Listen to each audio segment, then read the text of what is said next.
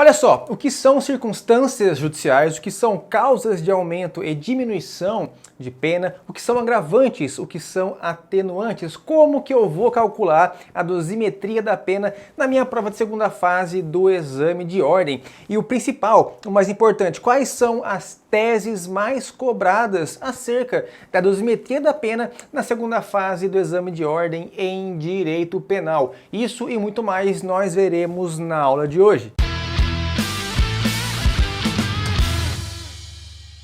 Olá meus queridos, olá minhas queridas, sejam bem-vindos, sejam bem-vindas a mais uma aula de hoje, dosimetria da pena. E hoje é uma aula específica, voltada diretamente, exclusivamente para a segunda fase do exame de ordem. Sei que muitos de vocês, assim como eu fazia, assim como eu era antigamente, assim que escuta o termo, assim que escuta a expressão dosimetria da pena, chega a dar aquele arrepio, chega a dar aquele calafrio, porque a primeira coisa que vem na nossa cabeça é, caramba, vou ter que fazer conta. Mas não, pessoal, aqui é uma aula para a segunda fase, é uma aula para o exame de ordem, você não vai fazer, pelo menos por enquanto, e pelo menos não agora, uma prova para magistratura. E se você for fazer, estiver estudando para magistratura, procure outra aula, porque essa aula aqui é específica para a segunda fase do exame de ordem, e a sua peça prática profissional não será uma sentença, e sim serão outras peças exclusivas de advogado. Então aqui a dosimetria é uma dosimetria mais prática, mais simples, É mais uma sugestão que você vai fazer na sua prova de segunda fase para o magistrado, beleza? Então é o seguinte, se você está assistindo pelo YouTube, saiba que essa aqui é apenas uma dentre as demais aulas do nosso curso de segunda fase em Direito Penal para o exame de ordem, que você pode conhecer o nosso curso clicando aqui no link que está em algum lugar nesse vídeo aqui na descrição ou no primeiro comentário fixado, beleza? Clique lá e conheça. Se você está dentro do curso e não está entendendo nada do que está acontecendo, é simples, esse vídeo aqui, especificamente esse vídeo aqui, será disponibilizado gratuitamente para outras pessoas no YouTube, só para divulgar o nosso serviço e ajudar também as pessoas, tá? Mas não fique mal acostumado, porque isso aqui é o único que faremos isso, beleza? Então, pessoal, bora lá para o conteúdo, bora diretamente para o conteúdo, porque isso aqui é um conteúdo muito importante para a sua prova de segunda fase, tá? Então, recapitulando onde estávamos e onde estamos agora, Então, as nossas últimas aulas, elas foram a respeito das teses que nós poderemos encontrar na nossa prova de segunda fase. Nós já vimos as teses preliminares, já vimos as teses de mérito e agora finalmente chegamos nas teses subsidiárias. Nas teses subsidiárias são aquelas situações onde você basicamente vai dizer para o juiz, em outras palavras, o seguinte: Excelência, se Vossa Excelência não considerar as minhas teses até então trabalhadas, caso Vossa Excelência não queira absolver o meu cliente, que ao menos aplique a pena nos seguintes moldes, Se vai botar, bota com jeitinho, bota com carinho, passa um cremezinho, não vai chegando assim do nada e já colocando, não. Vai devagarzinho, pena mínima, regime aberto, alguns benefícios, é basicamente isso que você vai fazer, dar algumas sugestões para o juiz. Perceba que aqui você não vai trabalhar a absolvição, ok? E quando falamos em teses subsidiárias, falamos nessas teses que você observa aqui no tópico 3, no terceiro item das nossas teses, a dosimetria, que é o grupo de teses que nós trabalharemos nessa aula, os regimes penitenciários, os benefícios e desclassificação. Como eu disse, a aula de hoje é só para a dosimetria da pena. Nas aulas seguintes, nós estudaremos as demais teses subsidiárias, todas em uma aula, todas na próxima aula. Como a dosimetria da pena é um tema que demanda mais atenção, é um tema mais difícil e mais importante, eu trabalho ele em uma aula exclusiva, em uma aula só para esse conteúdo, beleza? Bom, antes mesmo da gente iniciar o nosso conteúdo, eu preciso passar para vocês algumas noções introdutórias a respeito dessa matéria, tá? Bom, primeiro, qual que é o maior medo de vocês, Qual que é a maior dúvida, qual que é o maior receio? Professor, eu preciso fazer cálculo na minha dosimetria? Para a sua felicidade, a resposta é não, não precisa fazer cálculo na sua dosimetria. Como eu disse no começo da aula, a sua peça prático-profissional não será uma sentença criminal. Afinal de contas, você estará fazendo uma prova para a Ordem dos Advogados do Brasil. Você será advogado, pelo menos por enquanto, né? Um passinho de cada vez, se você almejar outra coisa no futuro. Mas aqui, nesse momento, não precisa fazer nenhuma espécie de cálculo. Quem vai fazer o cálculo será o juiz. Mas o que você tem que fazer na sua prova, em algumas peças em específico, peças essas que veremos daqui a pouco, é uma sugestão de dosimetria. Basicamente, você vai ressaltar, né, aqueles pontos que forem favoráveis ao teu cliente e vai tentar derrubar aquilo que não for tão favorável assim ao teu cliente, aquilo que for prejudicial, casos que vão aumentar a pena do seu cliente, qualificadoras, né, agravantes e afins. Então é basicamente isso que você vai fazer, mas eu preciso que você conheça quais são esses fatores para que justamente você consiga enaltecer os benéficos e excluir aqueles que são maléficos. Então, não, você não precisa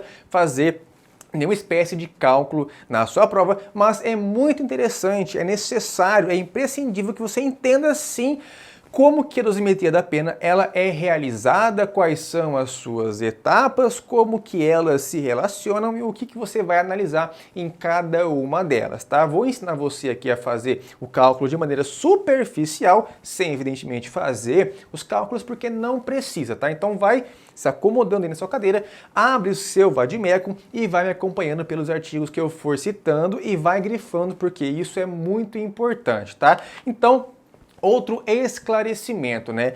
A dosimetria da pena, ela existe, né, para justamente satisfazer o princípio da individualização das penas. Se você pegar, por exemplo, olha só, o artigo 121 do Código Penal, você encontra o crime de homicídio. No preceito secundário, na pena, está prevista a pena de 6 a 20 anos. Perceba que o tipo penal, ele não determina uma pena exata. Ele não diz, olha só, homicídio será punido com 15 anos, com 12 anos. Não, ele dá uma margem. Margem essa que dentro do direito penal nós trabalhamos com o nome de teoria das margens. Por quê?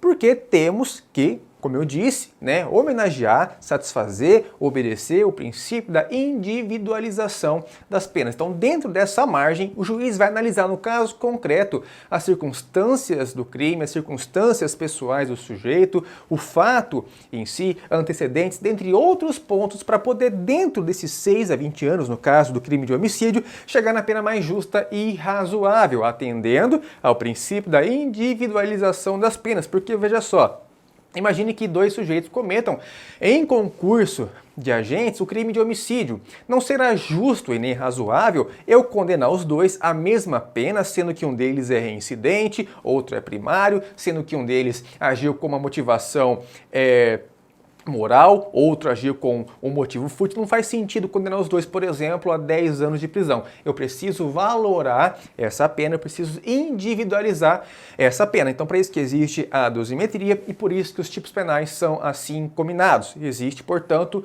uma margem, beleza?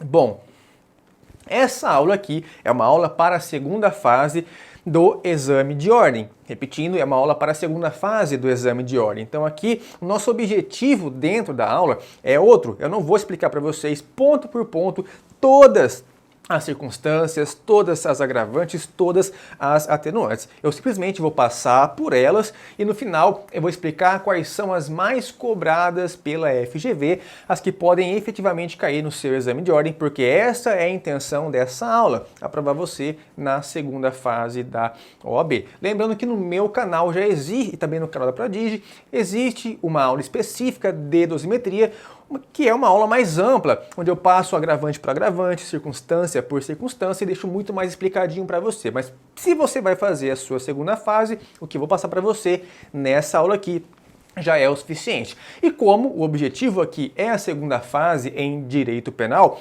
você tem que saber que necessariamente a dosimetria da pena terá que ser trabalhada em 2 peças, né? Quase que obrigatoriamente, que são as peças de memoriais, ou também chamada, também conhecida como peça de alegações finais sob a forma de memoriais e o recurso de apelação. Tá? Por quê? Bom, a peça de memoriais é a última peça que o advogado vai apresentar dentro do rito processual, dentro da ação penal, antes do juiz proferir a sentença. Então, depois que foi realizada a audiência de instrução e julgamento, audiência de instrução e julgamento, as partes são intimadas para apresentar a peça de memoriais. O MP vai lá e apresenta os seus memoriais, depois você, enquanto advogado da defesa, apresenta os seus memoriais. Então, basicamente, você trabalha todas as suas teses que você já aprendeu, né, preliminares, teses de mérito, e no final da peça você trabalha as teses subsidiárias de mérito. Por quê? Porque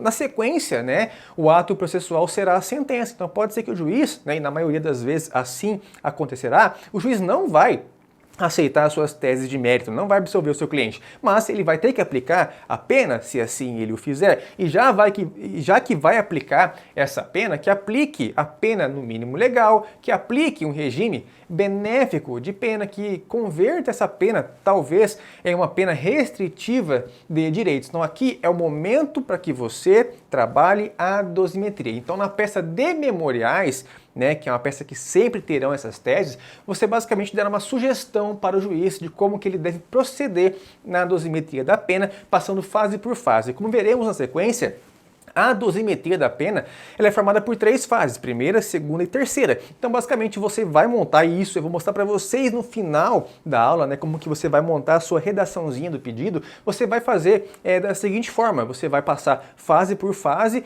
mostrando para o juiz o que deve ou não ser considerado. Se ele vai aceitar isso depois ou não, aí já é outra história, ok? Então, tem sim que trabalhar sempre teses de dosimetria na sua peça de memoriais. Da mesma forma que você deve também trabalhar essas teses lá na sua peça de recurso de apelação. Por quê? Porque o recurso de apelação é o recurso que você vai rebater a sentença, o mérito da sentença, ou enfim, vai tentar reformar essa sentença lá no tribunal. Então, se existe sentença condenatória, existe uma pena que foi aplicada. E nesse caso, você vai rebater, né, as teses que o magistrado acolheu pelo Ministério Público. Então, o juiz foi lá, realizou a dosimetria da pena. Então, o problema, o caso prático, vai mostrar para vocês como é que o juiz calculou essa pena, como que ele fez a dosimetria, quais foram as circunstâncias que ele considerou, quais foram as agravantes que ele considerou. E, em cima disso, você vai rebater essas teses. Por isso que o recurso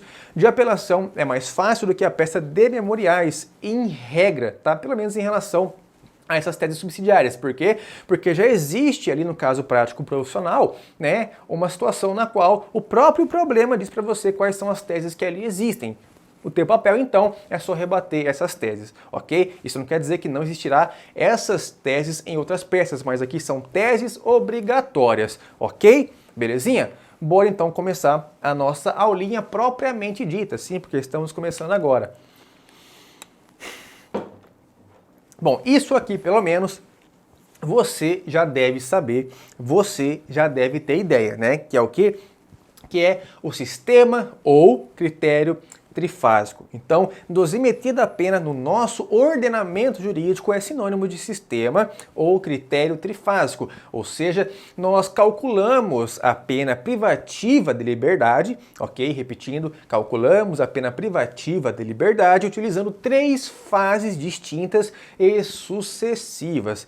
E vou explicar ela a partir de agora, elas a partir de agora. E antes, se você estiver no YouTube, deixa o like aí no vídeo, se inscreve no canal que você está assistindo a essa aula e no final deixa um comentário bacaninha pra gente, beleza? Vamos lá então. Pessoal, esse sistema trifásico ou esse critério trifásico, ele é um critério que foi criado pelo autor Nelson Hungria e hoje está previsto esse critério no artigo 68 do Código Penal com a seguinte redação: a pena base será fixada atendendo-se ao critério do artigo 59 deste Código. Em seguida, serão consideradas as circunstâncias atenuantes e agravantes e, por último, as causas de diminuição e de aumento. Tá? Então, a explicação do sistema trifásico está aqui no 68. É verdade que é bem sistemático, né, o Código Penal no que diz respeito à dosimetria da pena. Esse artigo aqui, por exemplo, o 68, ele deveria vir antes do 59, que é a primeira fase da dosimetria, mas ele vem bem depois. Então por isso que nós não vamos fazer aqui uma aula sequencial de artigos, porque não é assim que a pena é calculada. Então tem que seguir essa ordem aqui, né, da minha aula, e ao mesmo tempo você ir grifando aqueles dispositivos que eu for comentando aqui nessa aula. Ok? Então a raiz do sistema está aqui no artigo 68. Então, como que podemos esquematizar esse sistema trifásico? Basicamente da seguinte forma, tá? Então são 3 fases distintas: primeira fase, segunda fase e terceira fase. Em cada uma dessas fases, o juiz, o magistrado, ele vai analisar alguns fatores. Fatores estes que, se estiverem presentes, se forem negativos, o juiz vai aumentar a pena. Se forem fatores positivos, o juiz vai diminuir a pena. E isso ele fará em cada uma das fases, primeira, segunda e terceira fase. Então ele faz isso na primeira fase, vai resultar uma pena dessa soma ou dessa diminuição. O resultado dessa pena ele joga para a segunda fase. E na segunda fase ele faz a mesma coisa. Ele analisa algumas situações que podem ser favoráveis, e se elas existirem, ele vai diminuir, e também analisará algumas situações que podem ser desfavoráveis, e se elas existirem, ele diminuirá a pena. O resultado aqui da segunda fase, o juiz joga para a terceira fase e aqui faz a mesma coisa. Então são 3 fases distintas. O que você precisa saber é o que ele vai analisar em cada uma dessas fases e quanto que ele vai considerar aumentar ou diminuir em cada uma dessas fases. É basicamente isso que você tem que entender para a sua prova de segunda fase, ok? Então, a dosimetria da pena na figura do magistrado, ela funciona basicamente como uma compra de mercado que você vai realizar. Então, imagine, por exemplo, que você chega no mercado para fazer as suas compras do mês e tem 3 corredores, né? Você passa pelo corredor 1, vê o que te interessa, coloca no carrinho, depois passa pelo corredor 2, vê o que te interessa e coloca no carrinho de compras e passa pelo corredor 3 e da mesma forma vê o que te interessa e coloca no carrinho de compras. O juiz ele faz basicamente isso, né? Então cada uma das fases da dosimetria é como se fossem corredores, prateleiras dentro de um mercado. O que tem que ser compreendido agora nesse slide é o que o juiz vai analisar em cada uma dessas fases. Olha só. Na primeira fase da dosimetria, o juiz ele vai analisar a existência de circunstâncias judiciais desfavoráveis. Essas circunstâncias estão previstas lá no artigo 59 do Código Penal. Então anota aí, primeira fase, análise de circunstâncias judiciais, artigo 59 do Código Penal. Veremos fase por fase. Aqui é uma visão geral, então pode ficar bem tranquilo, pode ficar bem tranquila. Nesse artigo 59, você vai ler lá, nós veremos daqui a pouco, a existência de diversas circunstâncias, né?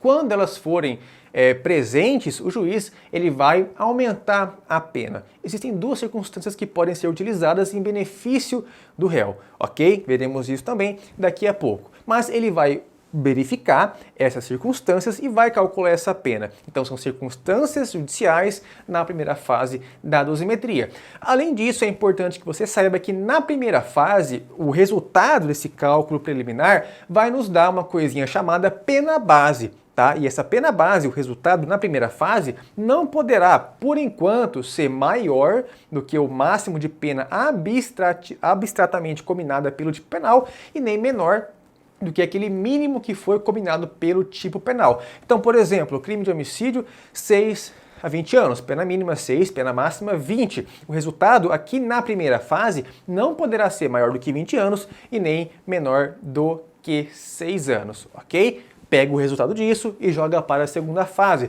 Na segunda fase, nós analisaremos a existência de agravantes e atenuantes. As agravantes vão agravar a pena e as atenuantes vão atenuar a pena, vão diminuir essa pena, ok? E onde que elas estão previstas? Elas estão previstas, respectivamente, nos artigos 61 e 62, que são as agravantes, e artigos 65 e 66, que são as atenuantes. Aqui também, né, o juiz, após calcular aqui a pena na segunda fase, não poderá ter um resultado maior do que a pena máxima combinada pelo tipo penal, nem um resultado, uma pena menor do que aquela pena combinada no tipo penal.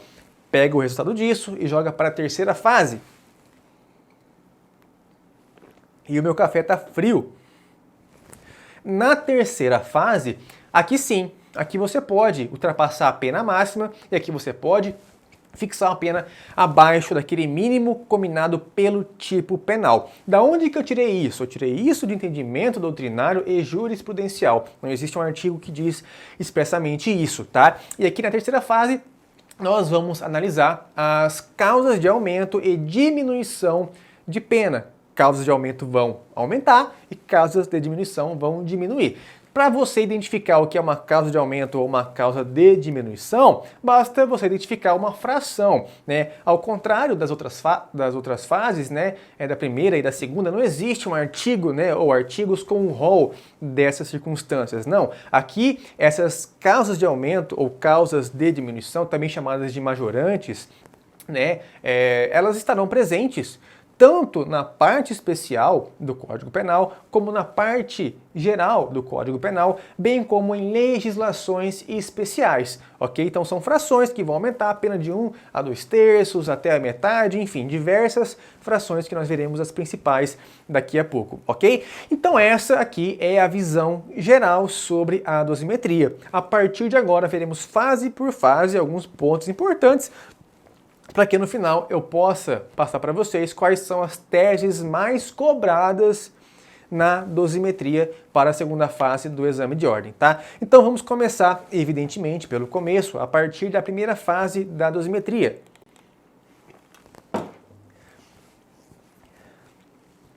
Conforme eu falei para vocês, aqui na primeira fase nós analisamos a presença de circunstâncias judiciais. E onde que estão essas circunstâncias judiciais? Estão aqui no artigo 59. Vamos à leitura do texto. 59 do Código Penal.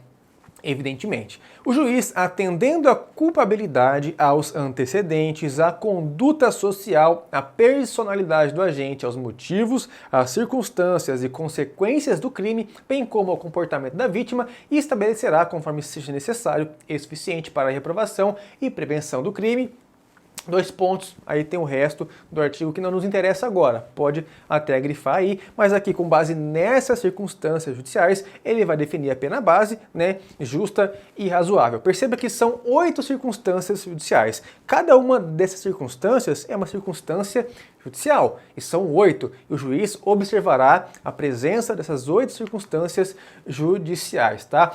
Antes de entrar em aspectos mais importantes, como por exemplo, a fração que o juiz vai aumentar ou diminuir, é importante você saber que na primeira fase existe uma coisinha chamada caráter residual, né, ou caráter subsidiário das circunstâncias judiciais. Por que que existe esse caráter residual? Primeiro que tem que se atender ao bis in idem, tem que evitar o bis in idem. O bis in idem é a dupla punição por um mesmo fato. Então isso quer dizer que uma circunstância fática, uma situação, melhor dizendo, para não confundir, uma situação fática não pode ser utilizada ao mesmo tempo na primeira fase e depois na segunda fase e depois na terceira. Você não pode fazer isso. Tem que utilizar em uma só das fases e isso se já não estiver dentro do próprio tipo penal ou dentro de uma qualificadora, ok? Então tem que evitar o bis in idem. Isso quer dizer o quê? Isso quer dizer que se eventualmente existir uma situação fática, antes de você considerá-la dentro do artigo 59, tem que verificar se ela não está presente, se ela não será utilizada na segunda fase ou na terceira fase. Vamos pegar aqui um exemplo, né? Uma das circunstâncias judiciais são os motivos, né? Então o juiz vai analisar o crime e se perceber que, por exemplo, foi uma motivação fútil, ele poderá, né, aumentar essa pena. Mas vai ser muito difícil ele fazer isso aqui na primeira fase. Por quê? Porque quando existe uma motivação fútil, geralmente ou vem como qualificadora, né, que aí o juiz vai partir da pena base da qualificadora para calcular, então por isso você não vai utilizar aqui, ou até mesmo existirá uma agravante, né? Existe uma agravante do motivo fútil. Então se já existe essa motivação fútil considerada ou a possibilidade de considerá-la em outra fase, você não pode utilizá-la aqui, ok? A mesma coisa ocorre com, por exemplo, uma condenação transitada em julgado. Aqui existe uma circunstância judicial dos antecedentes. Então, se o sujeito tiver maus antecedentes, você em tese consideraria aqui, mas só vai considerar se não puder utilizá-la como reincidência. E a reincidência é uma agravante lá na segunda fase, ok? Não precisa lembrar de tudo isso agora. O que eu quero que você entenda é que na primeira fase existe uma situação de subsidiariedade, ok? Existe um caráter subsidiário, um caráter residual, de modo que você só vai utilizar, né, só vai considerar aqui uma circunstância judicial se eventualmente não for considerar nas fases seguintes, beleza? Beleza. Bom, agora qual é o aumento de pena que eu posso considerar aqui para a existência de cada uma dessas circunstâncias judiciais? Bom, pessoal, se você ler o Código Penal de cima para baixo, ele inteiro de cabo a rabo, de A a Z, você não vai encontrar, né, uma fração, você não vai encontrar uma quantidade de pena que ele diz que tem que ser aumentada ou diminuída na primeira fase. Então, em razão disso, existe uma construção doutrinária e uma construção jurisprudencial que nos dizem que é razoável, que é justo o aumento ou a diminuição de 1/8. Por quê? Porque são 8 circunstâncias judiciais. Beleza? Mas isso não quer dizer que, se o juiz, por exemplo, utilizar 1/6 de aumento ou 1/6 de diminuição, estará errado e o tribunal vai reformar. Não, tá? Desde que seja justo e razoável, será sim considerado. Não pode ser um negócio muito absurdo. O juiz não vai poder, por exemplo, aumentar metade da pena porque existe uma circunstância judicial desfavorável. O STJ, em todos os seus julgados de dosimetria em relação a esse ponto é muito claro, desde que seja justo e razoável, não há que se reformar, porque o Código Penal não dá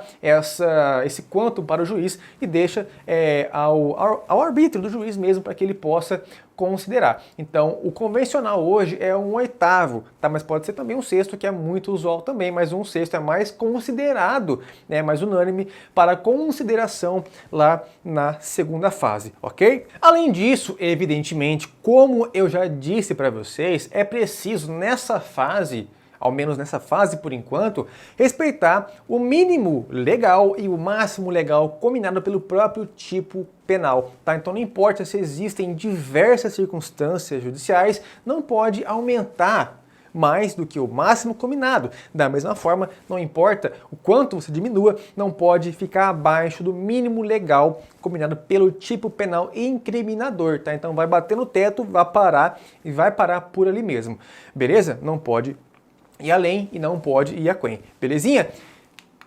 Tá aqui, ó. É preciso respeitar os limites mínimo e máximo. Ponto importante aqui, tá? Você percebe que existem 8 circunstâncias judiciais. Olha só. Culpabilidade, antecedentes, conduta social, personalidade do agente, motivos, circunstâncias, consequências e comportamento da vítima. Isso não quer dizer que todas podem ser utilizadas em favor do réu, né? Você não pode valorar todas em benefício do réu. Todas podem sim ser valoradas em prejuízo do réu. Então você analisa todas e cada uma delas que for desfavorável, você pode aumentar 1/8. Mas dentre essas 8 circunstâncias judiciais, apenas 2 delas, segundo a doutrina e segundo a jurisprudência, podem ser valoradas em favor do réu. E veremos elas a partir de agora. Na verdade, veremos todas, mas quando chegar nelas, eu vou dizer para vocês quais elas são, tá? Então aqui para vocês, ó, arrolei aqui, listei as 8 circunstâncias judiciais. Não vou dar uma explicação exaustiva sobre elas, vou passar o olho e explicar os principais aspectos sobre essas circunstâncias judiciais, beleza? Então, a primeira delas é a culpabilidade. A gente já viu no curso, né, a culpabilidade enquanto princípio, e já vimos também nas últimas aulas, né, acho que não faz muito tempo, inclusive, que nós vimos a culpabilidade enquanto elemento do crime. Sim, por quê? Porque crime é um fato típico, ilícito e culpável, né? Então, temos a culpabilidade como terceiro elemento do crime. E é justamente essa culpabilidade aqui que nós iremos analisar. Mas, na verdade, o legislador não foi muito feliz na escolha desse termo. Aqui, melhor seria se ele tivesse adotado o termo grau de culpabilidade.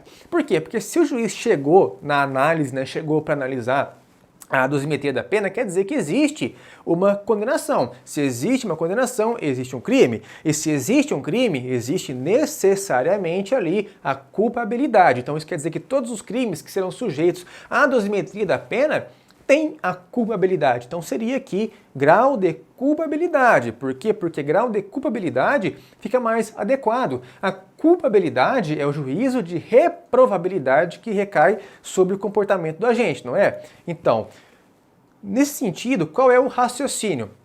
Imagine, por exemplo, que dois sujeitos cometam um crime. Um deles é um sujeito comum, nosso exemplo aqui é um sujeito comum, um homem médio, e outro deles é um advogado. O advogado tem conhecimento da lei. O advogado, conhecendo a lei, em relação a ele, tem mais reprovabilidade essa conduta. Então, nesse caso, nessa circunstância judicial aqui, consideraríamos, em tese, né, dependendo do crime, dependendo a situação fática, o aumento de 1/8. Então, por isso que grau de culpabilidade seria melhor. E para você entender e lembrar dessa circunstância judicial, lembre-se de grau de culpabilidade. Na sequência temos os antecedentes. E legalmente falando, né, também doutrinariamente falando, reincidência, né, é bem diferente de antecedentes. Antecedente é bem diferente de reincidência e tudo isso tem que estar muito bem diferenciado na sua cabeça. Por quê? Porque os antecedentes estão na primeira fase. Nós analisamos os antecedentes na primeira fase e na segunda fase nós analisamos a reincidência. Então por isso que não pode ficar confuso aí na sua cabeça. E como reincidência, como antecedentes, no caso aqui maus antecedentes, nós temos o quê? Todas as condenações definitivas que não se caracterizam reincidência. Então o artigo 63 do Código Penal, ele vai dizer pra gente, depois nós iremos analisá-lo, vai dizer pra gente o que é reincidência. Depois que ele diz o que é reincidência, ele vai dizer o que não é reincidência, lá no artigo 64. Aí todas as condenações transitadas em julgado, ou seja, definitivas, que não se enquadrarem no conceito de reincidência, serão utilizadas aqui nos antecedentes e serão consideradas maus antecedentes e, portanto, o juiz poderá realizar o aumento de 1/8 da pena. Ok? Então, muita gente acha que nos maus antecedentes nós utilizamos passagens pela polícia e processos em curso, sendo que utilizaríamos, segundo esse pensamento errôneo, utilizaríamos como reincidência as condenações transitadas em julgado. Isso está errado. Tanto para a reincidência quanto para os antecedentes, para os maus antecedentes, tem que existir o quê? Condenação transitada em julgado, porque senão nós estaríamos violando o princípio da presunção de inocência. Inclusive, veremos depois, temos a súmula 444 do STJ, que diz que é vedado considerar inquéritos policiais em curso e ações penais em curso para agravar a pena base. Então as duas têm que ter trânsito em julgado. A diferença é que aquelas que não se caracterizarem como reincidência serão utilizadas como maus antecedentes, desde que também sejam anteriores e desde que sejam definitivas. Não vou dar uma explicação completa sobre isso agora, porque depois, nos próximos slides, veremos o que é reincidência. Então, a partir do conhecimento, do entendimento da reincidência, nós conseguimos, por exclusão, entender o que é maus antecedentes, ok? Depois temos a conduta social, que é definido pela doutrina como o estilo de vida inadequado do réu, que você não pode confundir com os antecedentes. Temos ainda a personalidade do agente, que é o aspecto moral e psicológico. Temos os motivos, que esse aqui, pessoal, pode ser favorável, tá? Então, disse para vocês agora há pouco que dentre essas 8 circunstâncias, 2 delas poderiam ser consideradas favoravelmente ao réu. A primeira delas é o motivo, né? É a motivação do agente. Então, na sua pecinha de segunda fase, na sua dosimetria, se eventualmente o sujeito cometer o crime motivado por relevante valor social, né, ou relevante valor moral, está dentro das motivações e você pode pedir para que o juiz reconheça aqui uma diminuição de pena na primeira fase, desde que não seja possível você diminuir na segunda ou na terceira fase, desde que isso não caracterize, por exemplo, um privilégio que vai diminuir a pena lá na sua cominação. Tá? Lembre-se de que aqui na primeira fase existe um caráter subsidiário e cuidado com o bis in idem também, tá? Não vai considerar duas vezes a motivação. Lembrando que aqui pode ser utilizada tanto em benefício como em prejuízo. Então, se for motivo fútil, por exemplo, também poderá ser utilizado. Então, o que acontece muitas vezes, o juiz considera aqui na motivação o motivo fútil, né, nos motivos, na primeira fase o motivo fútil, aí lá na segunda fase, como agravante, também considera o motivo fútil, porque existe uma agravante do motivo fútil, isso é bis in idem. Então, você pede para o juiz ou para o tribunal, né, descaracterizar essa situação e considerar em relação apenas a uma das fases da dosimetria. Depois temos as circunstâncias do crime, que são os meios de execução, as consequências do crime, que não são os efeitos naturais do delito, são os efeitos não naturais do delito. Isso é muito importante, porque os efeitos, as consequências naturais do delito já foram consideradas pelo legislador para cominar a pena base do crime, para cominar a pena do crime. Então, por exemplo, o crime de homicídio ou o crime de estupro, por exemplo, mais adequado. O crime de estupro é um crime gravíssimo e a sua pena ela já foi pensada tendo em vista a gravidade desse crime. Então você não pode chegar lá na primeira fase enquanto juiz e majorar a pena na primeira fase no crime de estupro, alegando aqui a circunstância da consequência do crime porque acha que teve consequências maléficas. Não!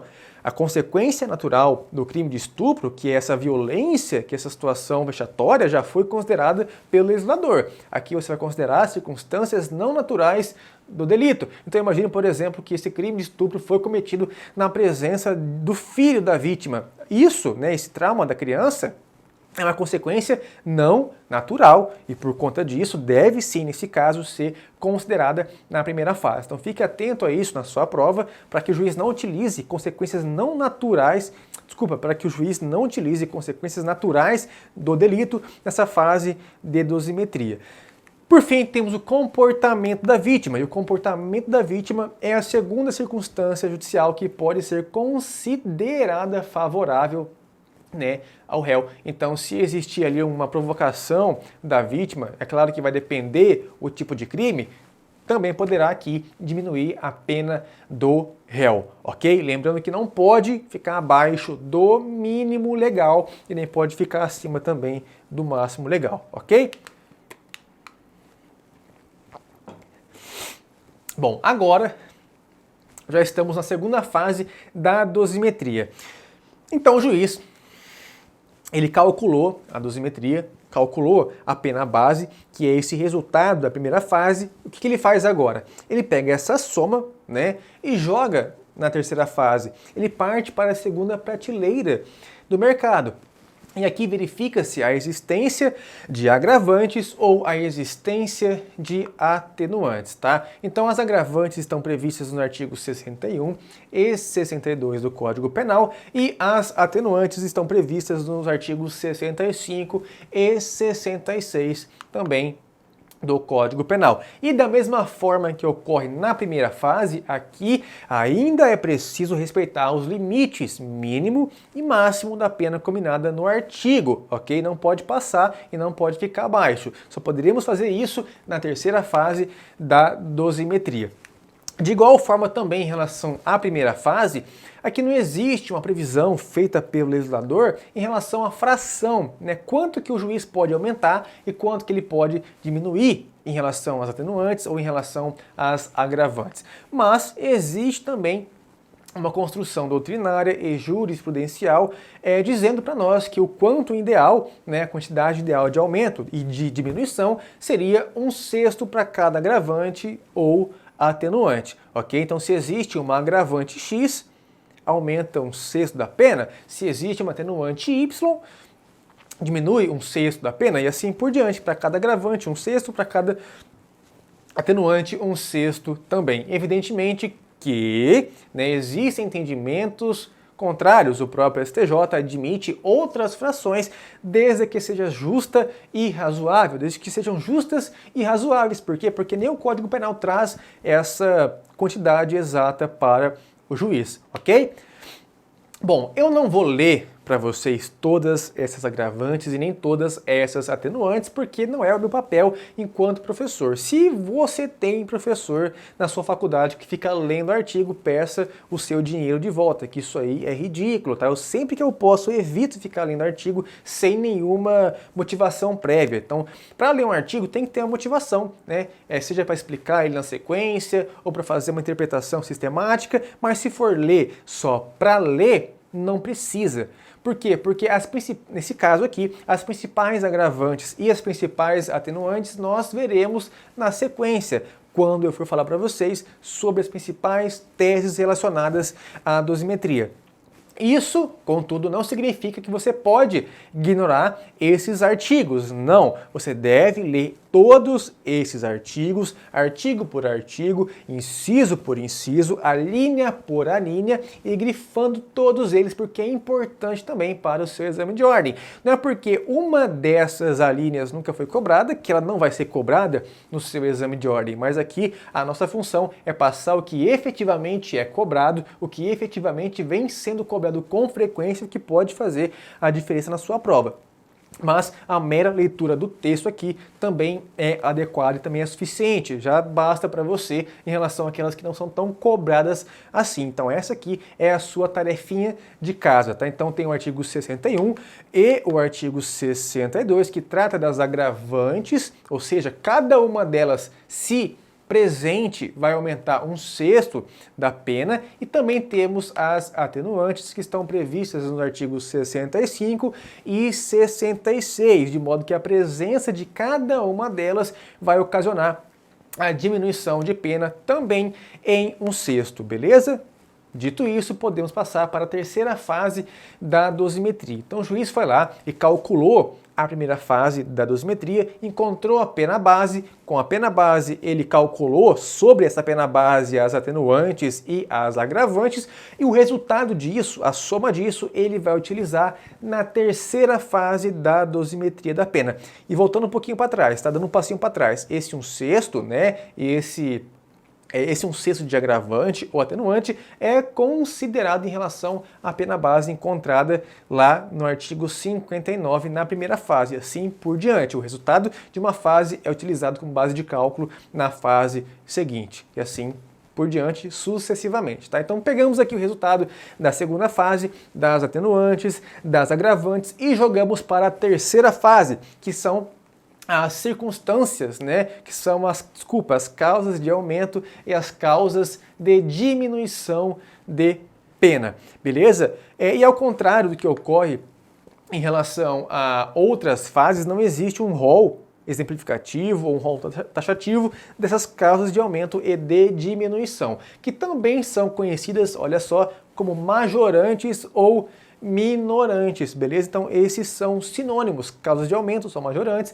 e causas de diminuição são minorantes. E como eu disse, não estão previstas em um rol taxativo. Elas podem ser, né, tanto genéricas como especiais, mas já eu chego lá porque eu acabei de ver que eu pulei aqui um tópico, né? O que diferencia, pessoal, basicamente, as causas de aumento e diminuição em relação às circunstâncias judiciais da primeira fase ou agravantes e atenuantes é o fato de que elas, né, embora estejam previstas ou na parte especial, ou na parte geral, ou em lei especial, elas possuem um quanto exato, né, uma quantidade exata prevista no próprio artigo para diminuir ou para aumentar, que geralmente vem em forma de fração. Então sempre que você vê uma fração, ela será uma causa de aumento ou uma causa de diminuição. Muitas vezes nós vemos uma causa de diminuição uma causa de aumento e nós acreditamos que seja uma qualificadora. Inclusive, existem tipos que nós chamamos de crimes privilegiados ou crimes qualificados, quando na verdade não são qualificadoras, são causas de aumento ou diminuição. As qualificadoras ou os privilégios, elas vão alterar a pena combinada, né? Então, se a pena simples é 6 a 20 anos, a pena qualificada é 12 a 30, né, como ocorre, por exemplo, no crime de homicídio, qualificado é 12 a 30 anos. Mas tem algumas situações que é a fração e nós chamamos ainda assim de crimes qualificados ou crimes privilegiados. Isso está tecnicamente errado. Inclusive, trago para vocês aqui um exemplo na sequência. Então, resumindo, o tipo penal aqui, o artigo, ele traz para a gente, ele prevê para a gente uma fração determinada para você aumentar ou diminuir. Beleza? Bom, aqui, ao contrário também das demais fases, não precisa observar o mínimo legal e também observar o máximo legal abstratamente combinado pelo tipo penal. Então, por exemplo, o juiz está fazendo a dosimetria no crime de homicídio. Na primeira fase, ele não pode passar dos 20 nem ficar abaixo dos 6, se for homicídio simples. Na segunda fase, mesma coisa, não pode passar dos 20, não pode ficar abaixo dos 6. Na terceira fase é diferente, né? Na terceira fase, sim, ele pode avançar os 20 ou ficar abaixo dos 5. Isso é entendimento doutrinário e jurisprudencial. Ok? E como eu disse, elas podem ser genéricas ou podem ser especiais. Causas de aumento genéricas ou causas de diminuição genéricas, elas estão previstas, né, na parte geral do Código Penal e se aplicam a todos os crimes desde que hajam compatibilidade. Já as causas de aumento ou causas de diminuição específicas, elas estão previstas na parte especial do Código Penal ou em leis especiais e se aplicam especificamente a um crime, ok? Não se aplicam aos demais crimes como ocorre nas genéricas. Eu trouxe para vocês aqui um exemplo de cada uma, tá? Não vou trazer aqui para vocês um rol, vou trazer as principais nos próximos slides, mas aqui só um exemplo para que vocês entendam essas genéricas e essas especiais aqui, tá? Então, como exemplo de causa de diminuição genérica, temos a tentativa, que nós já estudamos lá na aula de iter crimes, né? Então vimos que ocorre a tentativa quando o sujeito, por circunstâncias alheias à sua vontade, não consegue consumar a infração penal. Nesse caso, ele terá direito a uma redução de pena de 1 a 2/3. Então é basicamente assim que funciona a tentativa. O juiz vai calcular a pena normalmente e vai chegar na terceira fase. Se ficar evidenciado que é uma tentativa, se ele chegar na conclusão de que é um crime tentado, ele vai aplicar aqui essa diminuição de 1 a 2/3, né? Então ele vai chegar nesse patamar de 1 a 2/3 de acordo com a proximidade ou não da consumação. Percebam que é uma infração, né? Que é uma baliza e que é uma fração, né? Por isso que ela é considerada uma causa de diminuição de pena genérica, e é genérica inclusive porque ela é aplicável a todos os crimes desde que haja compatibilidade, beleza? Agora um exemplo de causa de diminuição específica. Temos aqui o famoso tráfico privilegiado, e aqui temos uma imprecisão técnica que já expliquei um pouquinho para vocês porque que ela existe. Um crime privilegiado, ele é o oposto de um crime qualificado.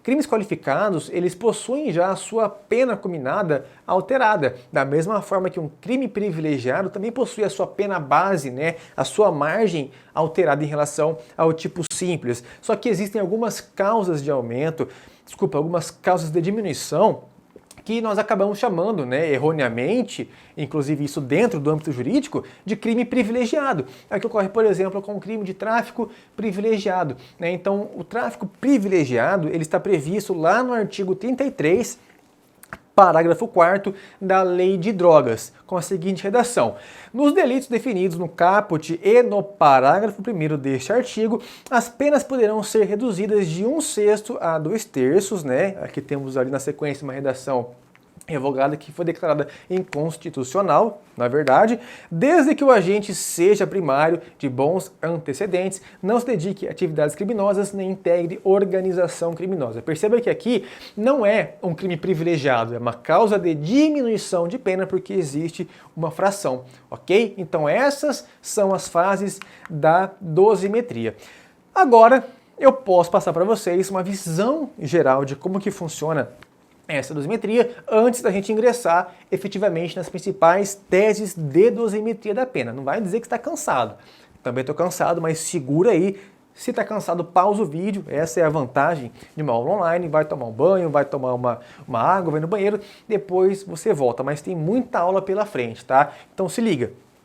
Após realizar essa dosimetria da pena, o juiz ele vai fazer o quê? Ele vai pegar o resultado dessa dosimetria e vai definir um regime inicial de cumprimento dessa pena, podendo ser um regime fechado, semi-aberto ou um regime aberto. Depois disso, ele vai analisar a possibilidade de concessão de algum benefício, podendo ser ou a conversão dessa pena privativa de liberdade para penas restritivas de direito, ou a aplicação, a concessão do sursi, que é basicamente a suspensão condicional da pena prevista lá no artigo 77 do Código Penal. Então, basicamente é assim que é a aplicação da pena. Dosimetria, regimes penitenciários e a observância ali, né, de algum benefício. Mas calma lá, porque esses regimes penitenciários e esses benefícios, bem como eventuais desclassificações, que não é analisado aqui na aplicação da pena, mas é uma tese que nós veremos, todas elas estarão na nossa próxima aula. Isso aqui é só uma visão geral para você entender como que funciona o cálculo do juiz, ok? Então na sua provinha você vai passar fase por fase com o juiz, né, sugerindo quais são as circunstâncias que ele deve considerar em favor do seu cliente, quais são as circunstâncias ruins que deve ignorar. Depois disso, vai dar uma sugestão de regime penitenciário benéfico ao seu cliente, que veremos nas próximas aulas, e depois disso também vai sugerir algum benefício para o seu cliente. Ok? É basicamente assim que funciona, mas pode ficar tranquilo que no final da aula nós veremos o quê? Nós veremos como que esse pedido deve ser montado, como que você deve trabalhar essa tese na sua prova em redação, ok? Então só lembrando, deixa aqui embaixo o seu like se você está gostando dessa aula e se você está no YouTube. Se você está na nossa plataforma, não tem que ficar dando like não, pode ficar tranquilo e se inscreve no canal, beleza? É importante pra gente. Bom, eu falei que no final, eu ia mostrar para vocês como que ficaria o pedido, mas é pegadinha do malandro, me equivoquei.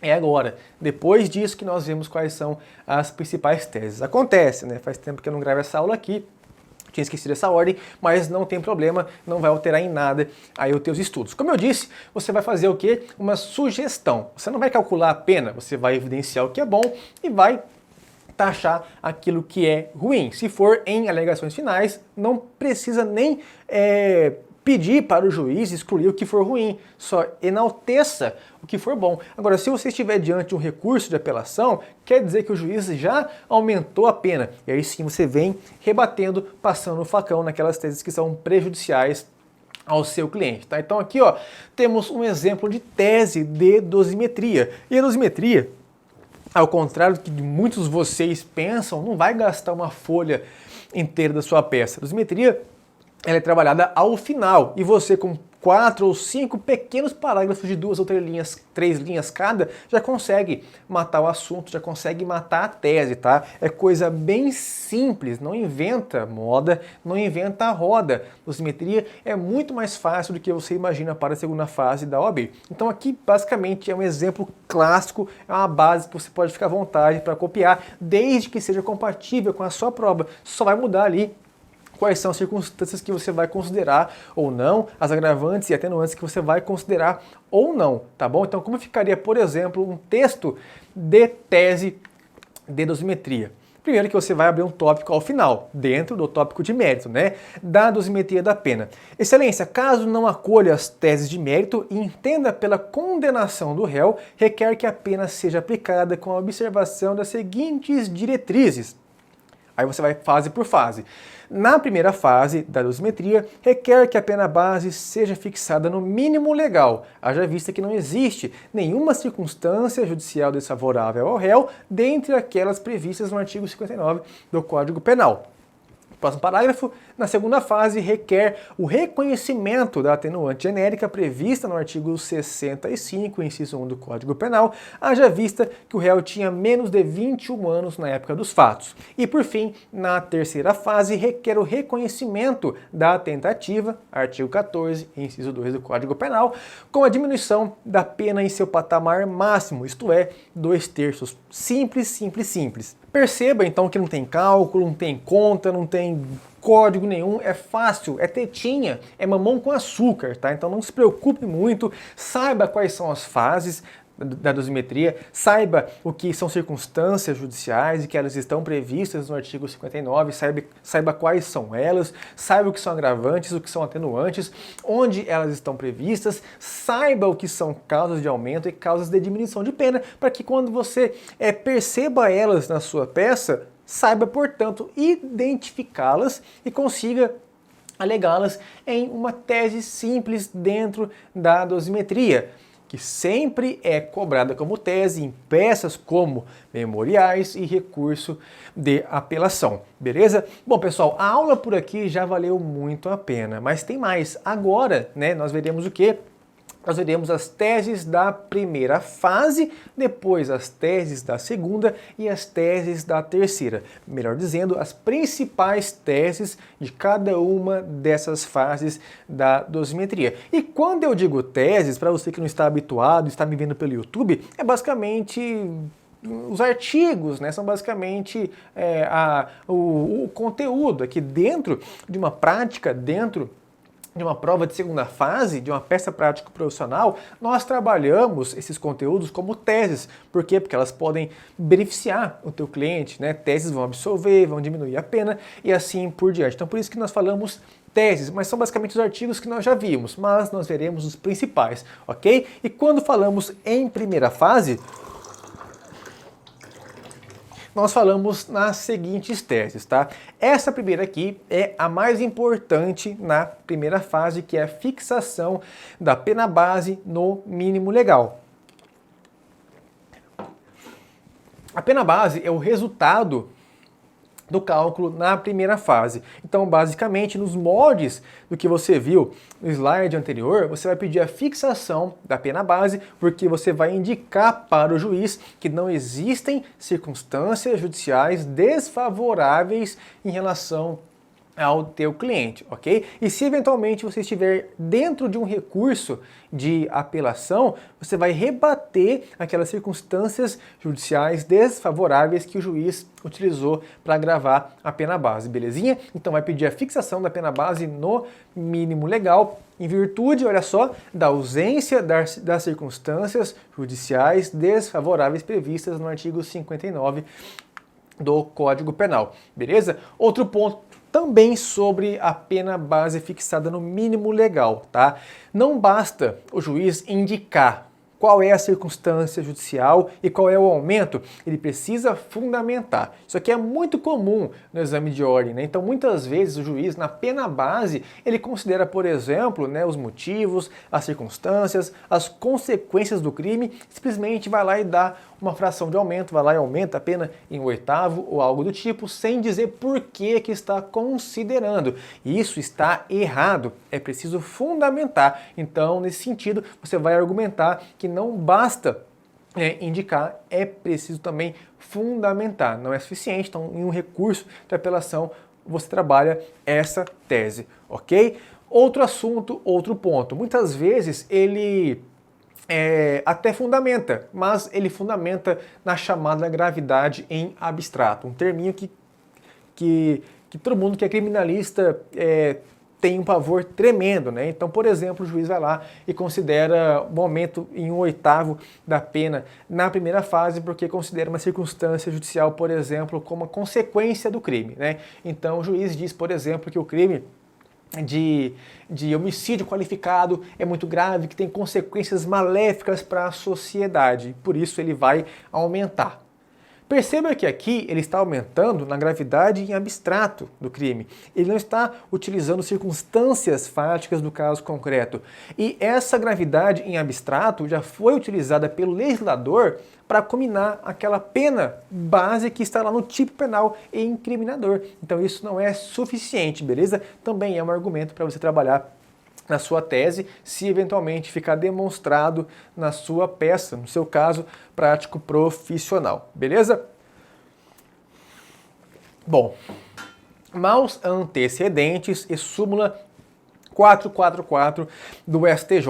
Essa é a súmula mais cobrada na segunda fase do exame de ordem. Essa daí não basta você grifar no seu código, tem que tatuar no seu braço, tem que tatuar na sua testa, tem que ter um cachorro e chamar ele de 444, porque é muito importante essa súmula aqui, ok? Olha só, lá nas circunstâncias judiciais, uma delas são os antecedentes. No caso, serão maus antecedentes, porque só pode ser considerada de modo negativo para o agente. E o que são maus antecedentes? São todas as condenações anteriores ao crime que você está analisando, transitadas em julgado, desde que não exista o quê? Desde que não exista a configuração como reincidência, porque as circunstâncias judiciais têm caráter subsidiário. Beleza? Isso já expliquei e vou explicar melhor nos próximos slides. O que eu quero que você entenda aqui é o seguinte: muita gente achava, e muita gente ainda acha até hoje, né, de modo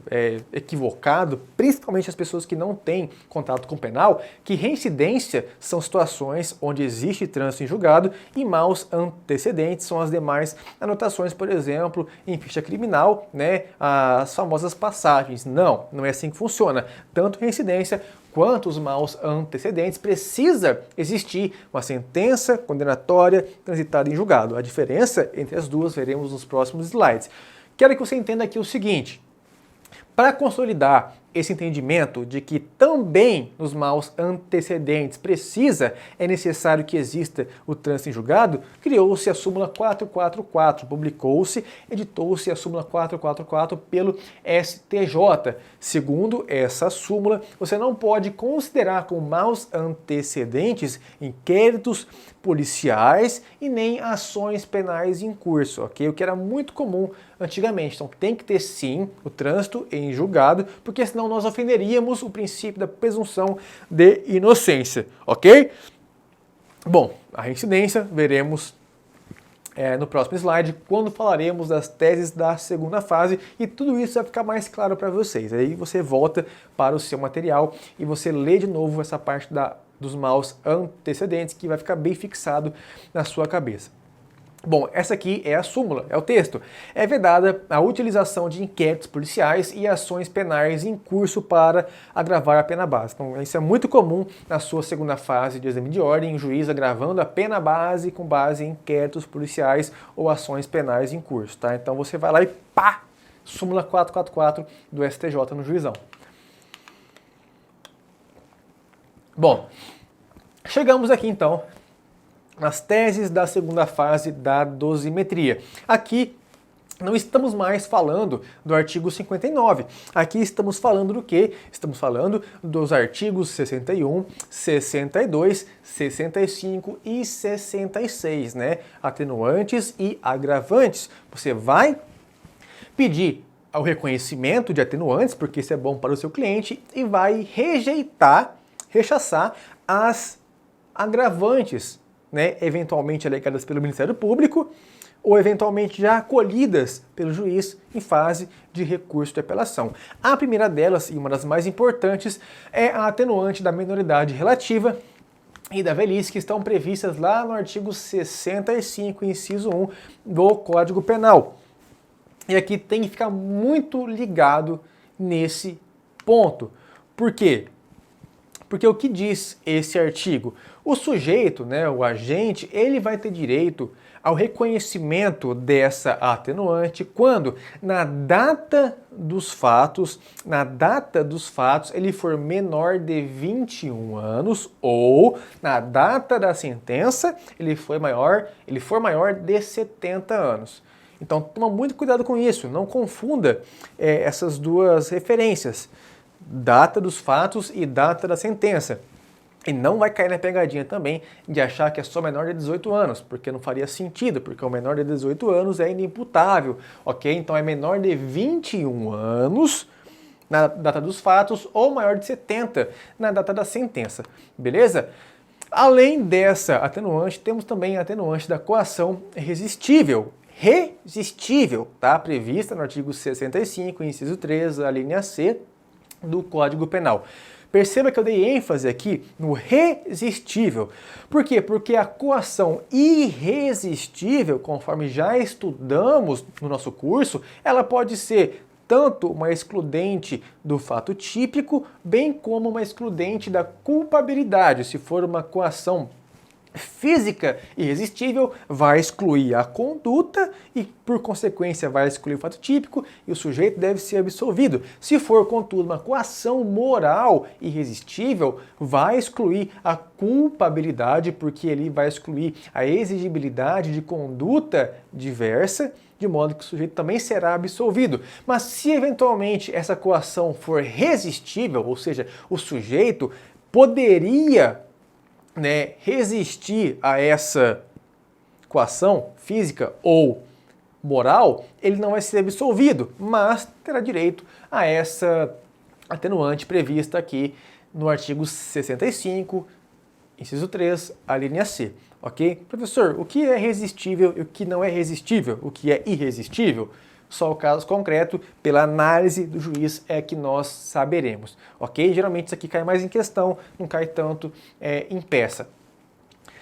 Temos ainda a atenuante da confissão espontânea prevista no 65, inciso 3, a linha D. Então, aquela pessoa, o réu que confessa a prática delituosa, terá direito também a essa atenuante. E essa confissão, ela pode ser parcial, ou total, bem como pode ser uma confissão qualificada, ainda podendo ser judicial ou extrajudicial. Vamos por partes, A confissão judicial é aquela confissão realizada na presença do juiz, por exemplo, na audiência de instrução e julgamento. A extrajudicial, ela é realizada fora da audiência, fora da presença do juiz, como por exemplo em inquérito policial. Então sim, o juiz pode considerar essa confissão desde que seja suficiente para formar o seu convencimento e amparada em outros elementos de prova, Ela pode ser parcial, quando, por exemplo, o sujeito ele está sendo acusado por vários crimes, mas confessa um só deles, bem como pode ser uma confissão qualificada. O que é uma confissão qualificada? Isso é importante para a sua prova porque cai com frequência. A confissão qualificada é aquela confissão em que o agente ele confessa a prática do crime, mas ao mesmo tempo ele tira o dele da reta. Ele alega ali uma excludente de ilicitude, ele alega ali uma excludente de tipicidade. Essa é a confissão qualificada e pelos entendimentos do STJ e de um modo geral da jurisprudência e da doutrina, sim, é possível utilizar a confissão qualificada para diminuir a pena em razão da presença dessa atenuante. O que não pode ser feito é aquilo que é determinado pela súmula 545 do STJ, que diz o seguinte: quando a confissão for utilizada para formação, não é essa súmula aqui, eu inverti a ordem, essa súmula aqui, já a gente volta nela, pera lá, é a súmula 630, tá? Vamos na 630, depois a gente volta. A incidência da atenuante da confissão espontânea no crime de tráfico ilícito de entorpecentes exige o reconhecimento da traficância pelo acusado, não bastando a mera admissão da posse ou propriedade para uso próprio, tá? Então, o que acontece, o que acontecia, que acontece, na verdade, bastante, O sujeito ele é preso e acusado pelo crime de tráfico de drogas. Na audiência, ele alega que sim, ele realizou aquela conduta, mas não estava traficando, ele estava utilizando aquela droga para uso pessoal. Nesse caso, o juiz, por conta dessa súmula, a partir, então, dessa súmula, não considera mais isso como confissão, Seria talvez um pouquinho aquilo da confissão qualificada, mas em relação aqui ao tráfico de drogas isso não é mais possível. Então, se o sujeito confessa, se o sujeito quer ter direito a essa atenuante da confissão espontânea no crime de tráfico de drogas, ele tem que confessar a traficância, ok? Agora sim, a gente volta para a súmula 545, né, que está em compatibilidade com, por exemplo, o que eu disse em relação à confissão extrajudicial. Caiu algumas vezes, né? É importante citar, é importante saber para você fundamentar ali as suas respostas. Quando a confissão for utilizada para a formação do convencimento do julgador, o réu fará jus à atenuante prevista no artigo 65.3d do Código Penal, que é a confissão espontânea. Beleza? Bom, ainda no campo da segunda fase da dosimetria, temos ainda essa agravante aqui, tá? Que é agravante por crime cometido contra criança maior de 60 anos, enfermo ou mulher grávida. O sujeito que comete o crime nessas circunstâncias aqui terá a sua pena agravada. Mas o que é importante você saber aqui para eventualmente defender o teu cliente? O teu cliente, o réu, se o teu cliente for o réu, ele precisa ter conhecimento dessas condições. Ele precisa saber que a vítima era maior de 60 ou ter possibilidade de saber. Ele precisa saber que a vítima estava grávida, caso contrário não vai ter... Passei vários slides aqui, calma lá. Caso contrário, você não vai poder aumentar essa pena aqui, sob pena de você adotar e consagrar a responsabilidade penal objetiva, ou seja, é preciso que a gente conheça essa condição. Então, se por exemplo, o seu cliente na sua prova praticar um crime contra a mulher grávida, mas nem sabia que ela estava grávida porque nem barriguinha ela tinha, você deve, portanto, lutar contra essa agravante aqui, argumentar contra essa agravante. Agora, finalmente chegamos na reincidência, tá? Na agravante da reincidência. Vou até tomar uma água aqui porque é importante. Bom, agora há pouco nós estávamos tratando sobre os maus antecedentes. E eu disse para vocês que maus antecedentes seriam as condenações com trânsito em julgado, ou seja, condenações definitivas que não se caracterizariam como reincidência. Então daí que decorre a importância de você entender, de você compreender o conceito de reincidência, que está previsto lá no artigo 61, né? Quer dizer, não está previsto no 61, está previsto no 63, mas a agravante está prevista no 61, inciso 1, mas o seu conceito de reincidência, está previsto no 63. Então presta bem atenção na redação desse dispositivo. Verifica-se a reincidência quando o agente comete novo crime depois de transitar em julgado a sentença que, no país ou no estrangeiro, o tenha condenado por crime anterior. Ou seja, o sujeito ele tem que cometer um crime 1, cometeu o crime 1, tá? Acompanha comigo. Cometeu o crime 1, o crime 1 transitou em julgado, aí depois ele cometeu o crime 2. Repetindo, crime 1 foi cometido, foi condenado por esse crime 1, transitou em julgado esse crime 1 e ele vem e comete o crime 2. Esse crime 2 aqui, quando for ser julgado, na sentença, se eventualmente condenado, poderá ser considerado o réu, portanto, reincidente, porque ele praticou novo crime depois do trânsito em julgado de sentença que o condenou por crime anterior. Isso é reincidência, ok? Então tem que cometer o crime depois do trânsito em julgado da sentença que o tenha condenado por crime anterior. Aí ele diz o seguinte, olha só, não obstante, contudo, tem algumas situações que não serão consideradas reincidência, que estão previstas no artigo 64. Olha só, para efeitos de reincidência, inciso 1, não prevalece a condenação anterior se entre a data do cumprimento ou extinção da pena e a infração posterior tiver decorrido período de tempo superior a 5 anos, computado o período de prova da suspensão ou do livramento condicional, se não ocorrer revogação.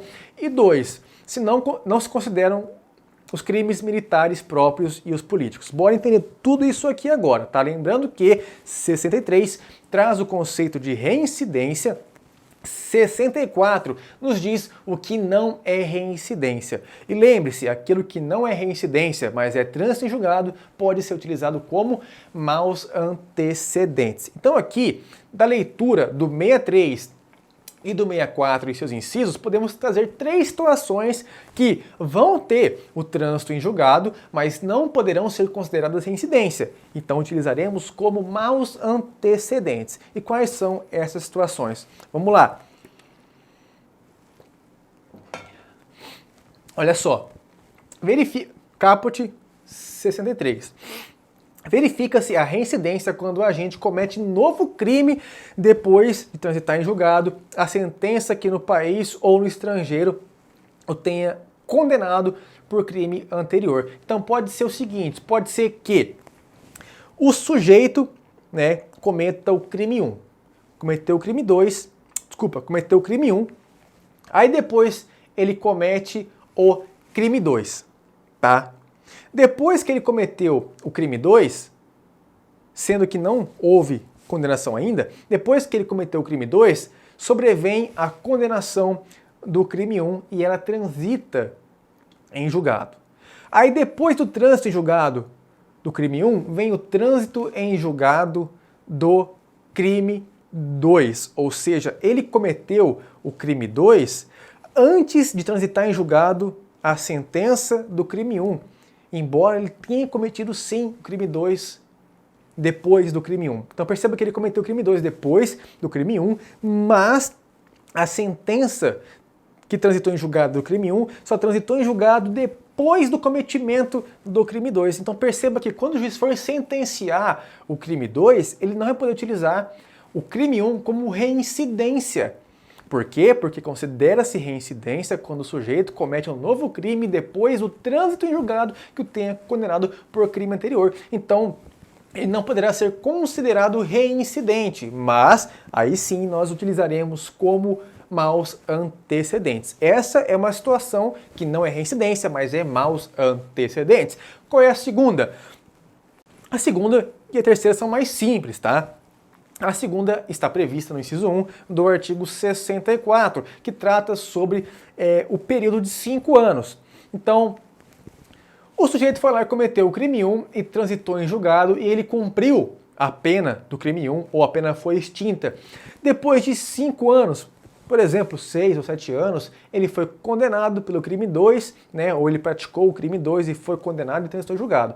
Nesse caso, embora ele tenha cometido o crime 2 depois do crime 1, embora o crime 1 já tenha transitado em julgado, passou-se mais de 5 anos, então não pode ser considerado reincidente. Mas ele poderá sim ser considerado uma pessoa com maus antecedentes, segundo o entendimento do STJ, porque esse prazo de 5 anos é utilizado somente para a reincidência e não para os maus antecedentes, segundo o atual entendimento do STJ e do STF. Tá? Então verifique essa data dessa aula aqui. Essa é a segunda situação, quando decorre mais de 5 anos entre a extinção e o cumprimento da pena e o trânsito e o cometimento do crime 2. Tá? Ele cometeu o crime 2, mas já decorreu mais de 5 anos em relação à data da extinção da pena do crime 1 ou data do cumprimento da pena do crime 1.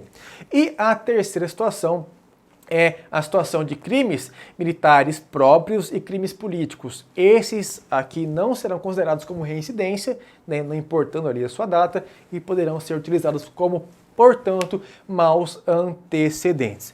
Belezinha? Bom, essas foram as teses da segunda fase.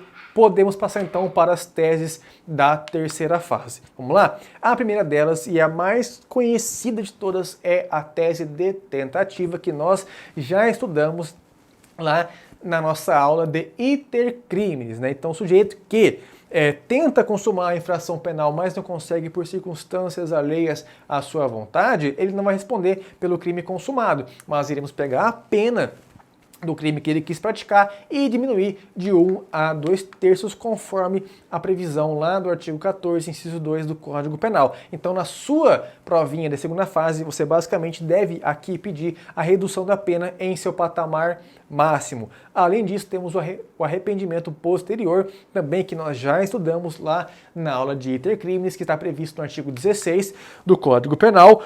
bem como o tráfico privilegiado que nós já vimos na nossa aula previsto no 33, parágrafo 4º, e também como tese muito cobrada na segunda fase na dosimetria, temos o furto privilegiado, né? Cadê? O furto privilegiado é uma causa de diminuição de pena, que ao contrário do que muitos dizem, não é um privilégio, sim uma causa de diminuição de pena. Está previsto lá no parágrafo 2º do artigo 155, que diz o seguinte, que está no Código Penal: se o criminoso é primário, é de pequeno valor a coisa furtada, o juiz pode substituir a pena de reclusão pela de detenção, diminuí-la de 1 a 2/3 ou aplicar somente a pena de multa, tá? Então essas são as principais teses da terceira fase, mas temos ainda outro slide com mais teses, tá? Temos a súmula 511 do STJ, que permite a figura do furto privilegiado qualificado, quando existe no mesmo caso, na mesma condição, um privilégio e uma qualificadora. Então, nesse caso, pode existir tanto o aumento como a diminuição, desde que haja compatibilidade. E essa compatibilidade está na própria súmula do 511 do STJ, que diz o seguinte: é possível o reconhecimento do privilégio previsto no parágrafo 2º do artigo 155 do Código Penal, nos casos de crime de furto qualificado, se estiverem presentes a primariedade do agente, o pequeno valor da coisa e a qualificadora for de ordem objetiva. Por enquanto, eu preciso que você grave somente a possibilidade da existência do furto privilegiado qualificado, porque estudaremos mais sobre essa qualificadora e sobre esses privilégios lá na aula de crimes contra o patrimônio. Beleza? Além disso, temos a situação do roubo circunstanciado e o uso de simulacro. Nós chamamos de roubo circunstanciado aquele roubo que possui qualificadoras, né? Aquele roubo que é o roubo qualificado. Nesse sentido, surge a seguinte questão. Coloquei a súmula aqui? Não. Surge a seguinte questão: o sujeito que comete um crime de roubo utilizando um simulacro, ou seja, uma arma de brinquedo, por exemplo, ele terá, existirá a possibilidade de você considerar esse uso de simulacro como qualificadora por furto cometido com arma de fogo?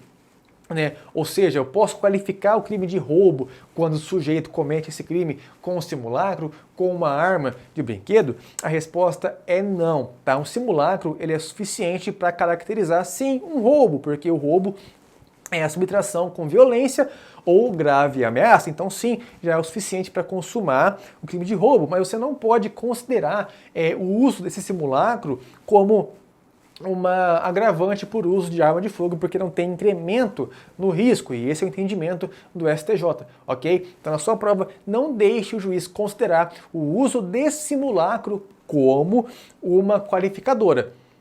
Pode, evidentemente, consumar a infração de roubo, mas qualificadora não é, ok? E finalizando aqui, temos a súmula 443 do STJ, que diz o seguinte: o aumento na terceira fase de aplicação da pena no crime de roubo circunstanciado exige fundamentação concreta não dá, né? Concreta não sendo suficiente para a sua exasperação a mera indicação do número de majorantes, tá? Essa súmula aqui, ela é específica para o crime de roubo, mas ela é aplicável aos crimes de modo geral, porque muitas vezes, o magistrado vai lá e apenas indica quais são as situações que vão qualificar o crime sem justificar, sem fundamentar, sem explicar por que está considerando ou não. Ainda como tese da terceira fase muito cobrada, temos o concurso de crimes, mas não toda e qualquer modalidade, mas sim o concurso formal e o crime continuado, que não falarei aqui para vocês, pelo menos por enquanto, mas recomendo que vocês pesquisem pela minha aula de concurso de crimes lá no YouTube, ok? Essa aula não integra, ao menos por enquanto, o nosso cronograma, mas é importante para eventuais questões subjetivas que podem ser cobradas no seu exame. Então coloca lá no YouTube Professor Cebrian Concurso de Crimes para você assistir a uma aula minha sobre esse tema, que eventualmente pode fazer a diferença na sua aprovação em relação a uma questão prática na segunda parte da sua prova, ok? Concurso de Crimes Professor Cebrian, é muito importante que você faça isso, tá? Não é porque não é uma tese muito cobrada com frequência na peça, que não é preciso que você a estude. E por fim, temos a figura do bis in idem, que é muito cobrada na terceira fase da dosimetria. Lembre-se que bis in idem é a dupla punição para o mesmo fato. Então você não pode considerar, por exemplo, uma circunstância como uma causa de aumento de pena na terceira fase e ao mesmo tempo você utilizar essa situação fática na primeira ou na segunda fase, ok? Então toma muito cuidado em relação a isso, é muito cobrado e você deve ficar atento, deve ficar atenta para rebater isso na sua para rebater isso na sua peça de recurso de apelação ou alegar na sua peça de memoriais, né, quando, por exemplo, existe ali o Ministério Público pleiteando uma dupla punição pelo mesmo fato, ok? E finalmente, para finalizar a nossa aula, como que você vai fazer os pedidos lá na sua peça, né, em relação à dosimetria. Simples, né, um pedido comum. Só recomendo que você faça um pedido para cada situação que você for solicitar o reconhecimento na sua dosimetria, né? Então, na tese, nós vimos lá que você vai fazer um parágrafo só para uma tese só para, um tópico, melhor dizendo, só para a dosimetria, falando fase por fase. E aqui, nos pedidos, basta seguir a sequência daquilo que você alegou nas suas teses, né, anteriormente, abrindo um pedido para cada solicitação de reconhecimento de atenuante ou para quebra de qualificadoras e tudo aquilo que for maléfico para o seu cliente. Então, como que ficaria aqui um bom exemplo para vocês, né? Dos pedidos, com base no que foi exposto, requer pedido D. Por que é o D? Porque aqui já é o final, né? Deixa para fazer depois os pedidos da tese de mérito. Requer a fixação da pena base no mínimo legal ante a ausência de circunstâncias judiciais desfavoráveis ao réu. Fundamente com o artigo, é importante, já disse para vocês, isso é pontuado, pode fazer diferença. O reconhecimento da atenuante genérica prevista no artigo 65, inciso 1 do Código Penal e a diminuição da pena no patamar máximo de 2/3 em razão da tentativa, ok? Então, pessoal, é assim basicamente que você faz os pedidos.